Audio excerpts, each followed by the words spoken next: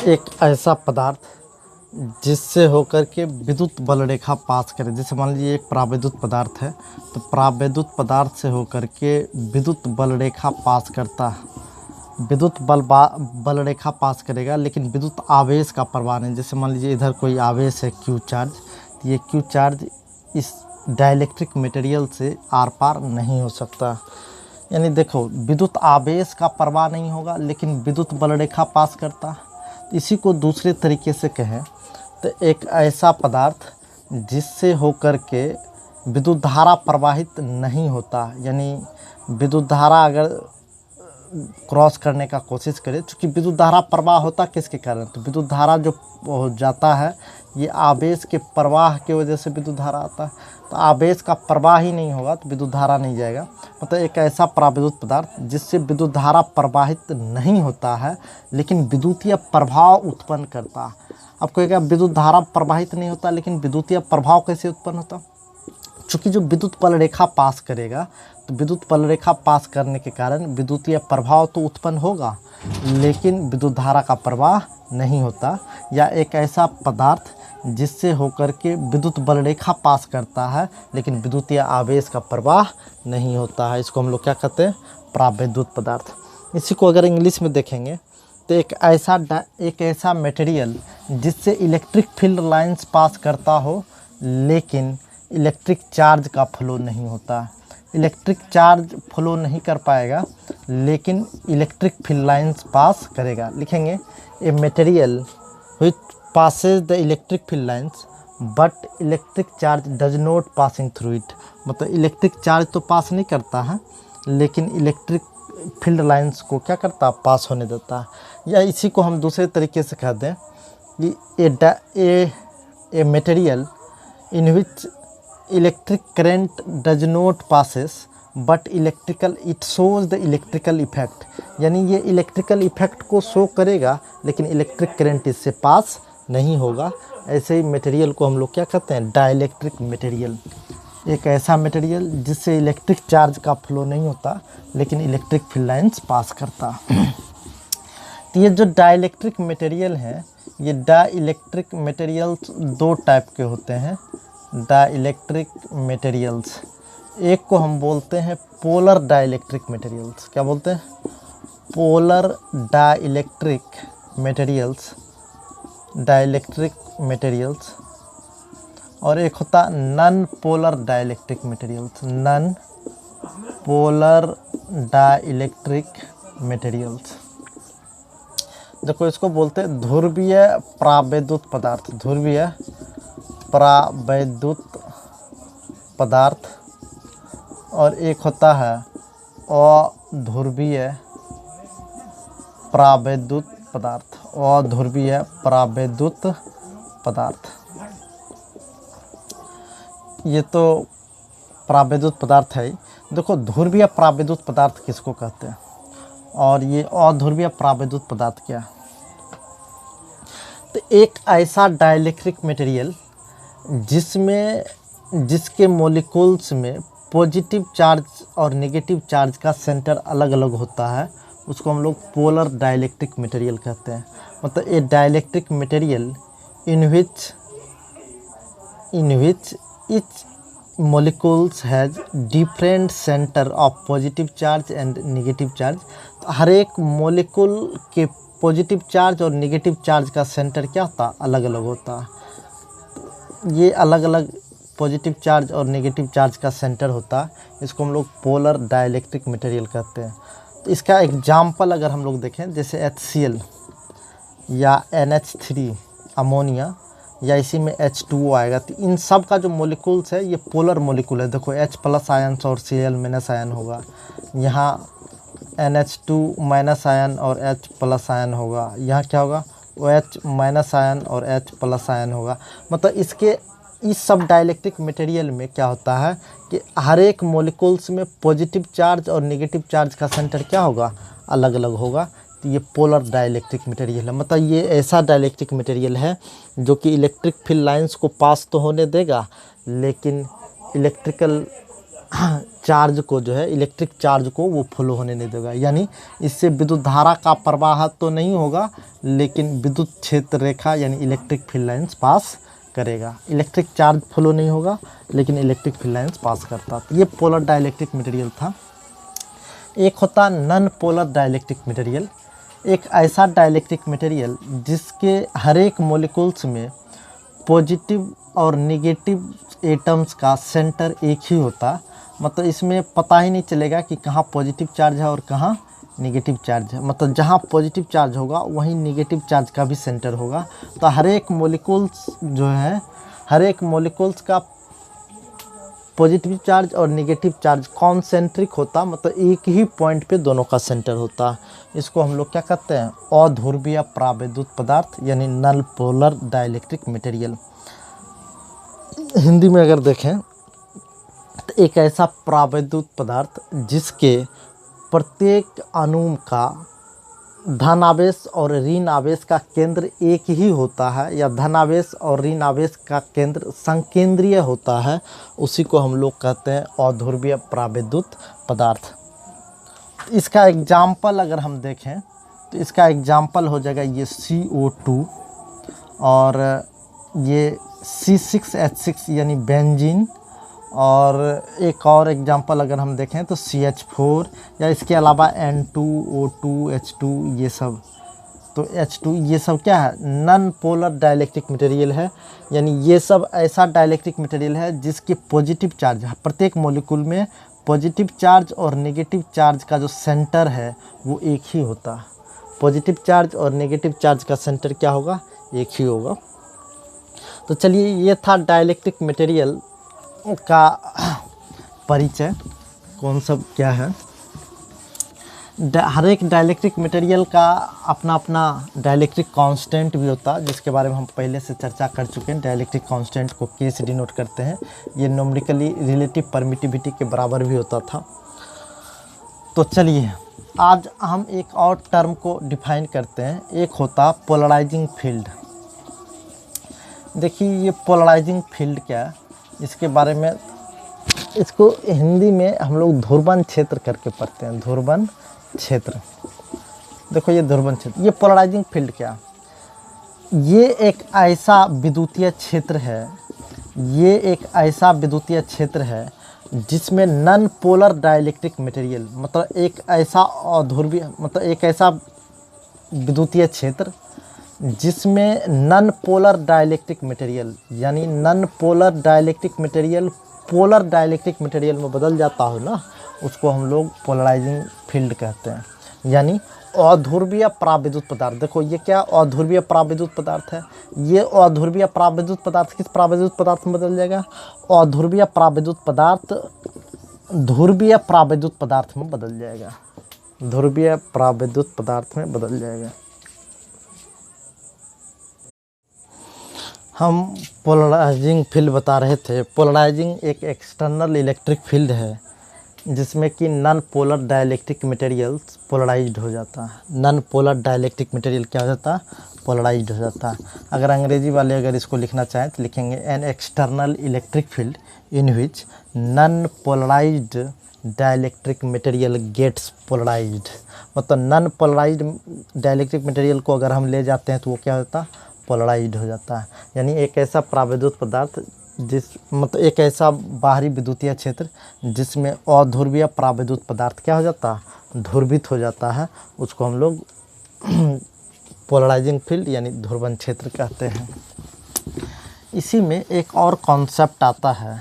अच्छा देखेंगे, अध्रुवित पदार्थ अगर ध्रुवित होगा तो क्या होता है। जैसे ये अध्रुवित प्राविद्युत पदार्थ था, अध्रुवित प्राविद्युत पदार्थ था, जैसे ही पोलराइजिंग फील्ड में जाएगा तो ये एक्सटर्नल इलेक्ट्रिक फील्ड में होने से होता क्या है, भले यहाँ सबके मॉलिक्यूल्स का सेंटर एक ही था, मतलब पॉजिटिव चार्ज और नेगेटिव चार्ज का जो सेंटर एक ही था, ये नॉन पोलर डाइलेक्ट्रिक मटेरियल्स है, अध्रुवीय प्राविद्युत पदार्थ है।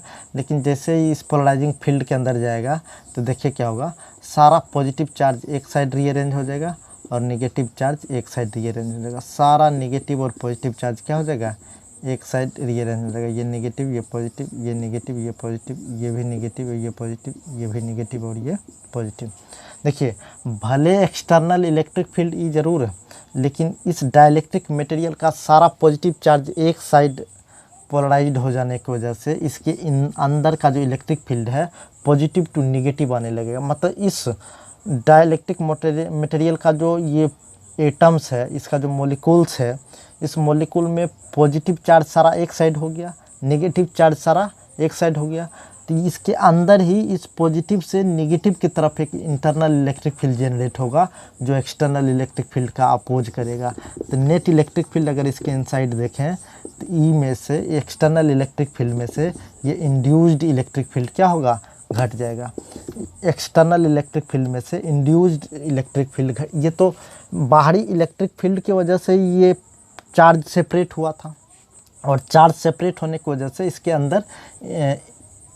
अंदर अपोजिट डायरेक्शन में इलेक्ट्रिक फील्ड इंड्यूज हो गया, यानी विपरीत दिशा में एक विद्युतीय क्षेत्र प्रेरित हो गया, जिसको हम लोग इंड्यूस्ड इलेक्ट्रिक फील्ड या इंटरनल इलेक्ट्रिक फील्ड कर सकते हैं। तो एक्सटर्नल इलेक्ट्रिक फील्ड में से ये इंड्यूस्ड इलेक्ट्रिक फील्ड हम घटा दिए, या इंटरनल इलेक्ट्रिक फील्ड घटा देंगे तो नेट इलेक्ट्रिक फील्ड आएगा। तो इसी में एक और कॉन्सेप्ट आता है डाइलेक्ट्रिक स्ट्रेंथ। देखेंगे ये डाइलेक्ट्रिक स्ट्रेंथ क्या होता है। डाइलेक्ट्रिक स्ट्रेंथ ये क्या होता है, ये एक मैक्सिमम इलेक्ट्रिक फील्ड, जैसे देखिए ये एक्सटर्नल इलेक्ट्रिक फील्ड में ये डाइलेक्ट्रिक मटेरियल है तो है, लेकिन इसी इलेक्ट्रिक फील्ड का वैल्यू हम बढ़ाते बढ़ाते इतना बढ़ा दें कि एक मॉलिक्यूल्स का पॉजिटिव चार्ज अलग हो जाए, पॉजिटिव चार्ज अलग हो जाए और नेगेटिव चार्ज अलग हो जाएगा।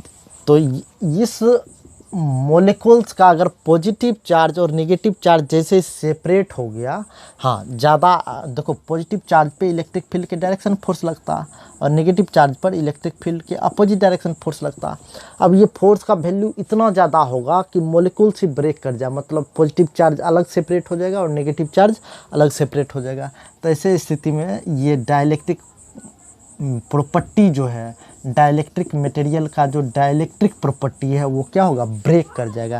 क्योंकि जैसे फ्री चार्ज आएगा तब ये मूव करने लगेगा, फ्री चार्ज मूव करने लगेगा, मतलब डाइलेक्ट्रिक मटेरियल से जो चार्ज फ्लो नहीं हो पाता था पहले, अब चार्ज भी आसानी से फ्लो हो जाएगा।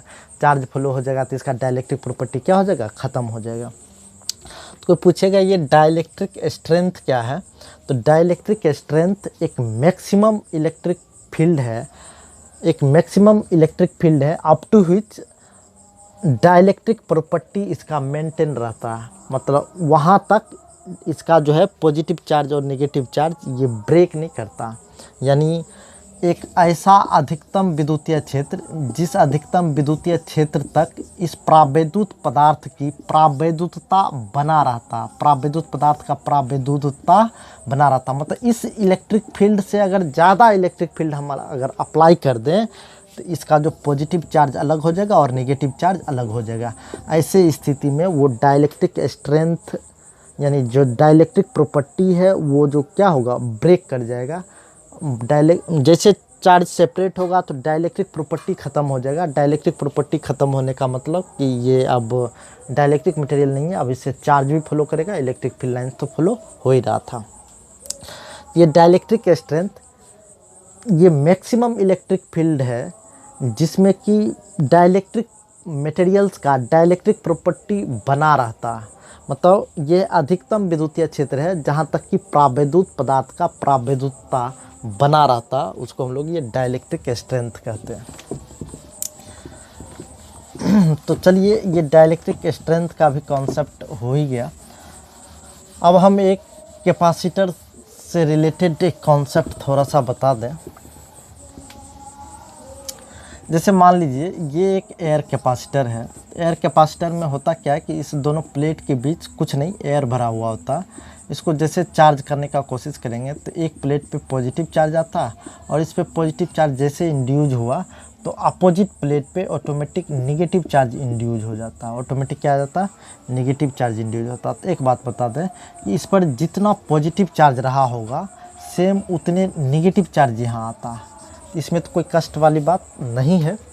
लेकिन जब इसके अंदर डाइलेक्ट्रिक मटेरियल्स डाल दिया जाए, जैसे हम यहाँ एक कैपेसिटर लेते हैं और इस कैपेसिटर को हम चार्ज करेंगे, लेकिन इसके इनसाइड डाइलेक्ट्रिक मटेरियल प्लेस कर देते हैं। डाइलेक्ट्रिक मटेरियल प्लेस कर देने पे अब क्या होगा, आप जो चार्ज करोगे इसको, तो एक प्लेट पे पॉजिटिव चार्ज आएगा ही आएगा और दूसरे प्लेट पे नेगेटिव चार्ज इंड्यूज होगा। लेकिन इसमें क्या होता था कि जितना पॉजिटिव चार्ज था उतने नेगेटिव चार्ज इंड्यूज होगा, यहाँ थोड़ा सा कम इंड्यूज होगा। आप कहेगा कम क्यों इंड्यूज होगा, क्योंकि डाइलेक्ट्रिक मटेरियल जो आपने इसमें प्लेस किया है, तो electric field positive plate to negative plate जाएगा। देखो इलेक्ट्रिक फील्ड का जो डायरेक्शन है पॉजिटिव टू नेगेटिव जाएगा, तो पॉजिटिव टू नेगेटिव इलेक्ट्रिक,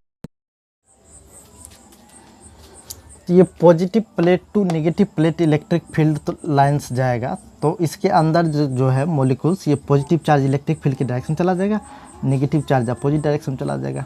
तो ये जो पोलराइज हो जाता है मॉलिक्यूल्स, इसकी वजह से इलेक्ट्रिक फील्ड इसके इनसाइड अलग सेपरेट हो जाएगा। मतलब इसके अंदर इस पॉजिटिव चार्ज और नेगेटिव चार्ज को सेपरेट होने से क्या हुआ कि पॉजिटिव टू नेगेटिव एक अंदर में इलेक्ट्रिक फील्ड इंड्यूज हो गया, तो जिसकी वजह से नेट इलेक्ट्रिक फील्ड इसके इनसाइड क्या होगा, घट जाएगा। तो देखो हम लोग कितना मानते हैं कि इस पर कितना, जैसे मान लीजिए इस पर क्यू चार्ज इंड्यूज हुआ, तो इस पर कितना चार्ज इंड्यूज होगा, तो हम मान लेते हैं कि क्यू डैश चार्ज इंड्यूज हो गया। इस पर क्यू हुआ तो इस पर क्यू डैश, क्योंकि इसके अंदर का जो इलेक्ट्रिक फील्ड है वो इलेक्ट्रिक फील्ड क्या हो जाता है, डिक्रीज हो गया। क्यों, क्योंकि सारा मॉलिक्यूल्स का पॉजिटिव चार्ज एक साइड हो गया और नेगेटिव चार्ज एक साइड हो गया, तो positive to negative opposite direction में ये इलेक्ट्रिक फील्ड इंड्यूज हो गया। तो एक्सटर्नल इलेक्ट्रिक फील्ड का मतलब इसके अंदर जो पॉजिटिव चार्ज से नेगेटिव चार्ज के कारण जो ये इलेक्ट्रिक फील्ड जनरेट हुआ था, इस इलेक्ट्रिक फील्ड के अपोजिट डायरेक्शन में डाइलेक्ट्रिक मटेरियल के इनसाइड इलेक्ट्रिक फील्ड इंड्यूज हो गया था। तो अब इसके वजह से कितना चार्ज इंड्यूज हो पाएगा दूसरे प्लेट पे, वो हम देख लेते हैं। देखिए, तो net electric field equal to क्या करेंगे, तो एक्सटर्नल इलेक्ट्रिक फील्ड में से इंड्यूज इलेक्ट्रिक फील्ड घटाएंगे। अच्छा, एक्सटर्नल इलेक्ट्रिक फील्ड कितना था, यहाँ चाहेंगे तो सिग्मा बाय एप्सिलॉन नोट कर देंगे। देखो कैसे कि एक प्लेट के कारण सिग्मा बाय 2 एप्सिलॉन नोट, दूसरे प्लेट के कारण भी सिग्मा बाय 2 एप्सिलॉन नोट। देखो पॉजिटिव प्लेट के कारण पॉजिटिव प्लेट से दूर जाएगा इलेक्ट्रिक फील्ड, लेकिन नेगेटिव प्लेट के कारण उसके तरफ ही जाएगा। तो net electric field E1 plus E2, तो E1 प्लस E2 अगर इसके इनसाइड करेंगे तो E1 प्लस E2 का मतलब है कि sigma bye 2 epsilon note plus sigma bye 2 epsilon note, यानी सिग्मा बाय एप्सिलॉन नोट।